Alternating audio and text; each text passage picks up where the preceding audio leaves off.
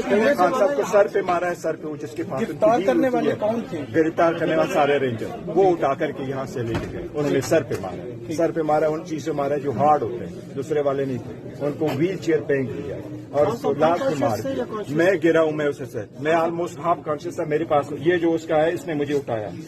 ये देखें, ये हाई कोर्ट का लड़का है, इसने मुझे कहा गौर साहब आप तो अनकॉन्शियस थे आप लोग, तो हमने उठा,